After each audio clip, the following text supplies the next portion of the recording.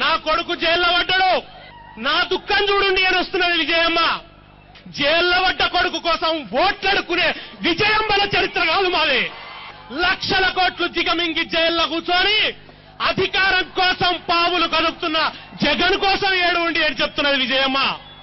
మొన్న నేను సూర్యాపేటకు వచ్చిన, సూర్యాపేటకు వస్తే ఇక్కడ ఎవరో ఒక ఆయన వైకాపాలో చేరిండని చెప్పి నేను సూర్యాపేటకు వచ్చి ఆయనను జర తూర్పాల పడదామని వచ్చిన. అప్పుడు ఒక పిల్లవాడు అన్నాడు, ఏ గాయన గురించి ఏం మాట్లాడతావన్నా, ఆయన ఒక జఫ్ఫా అన్నాడు.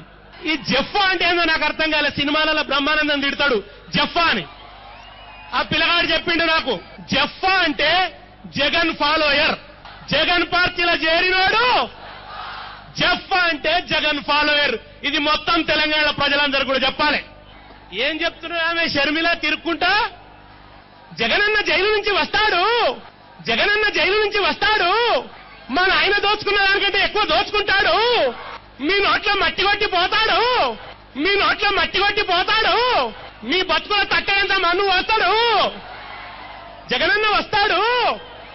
నేను జగనన్న వదిలిన బాణాన్ని, నువ్వు బాణాన్ని కాదు, సీమాంధ్ర నాయకులు చేతబడి చేసిన బాణామతివి, మాకు బాణాన్ని కాదు.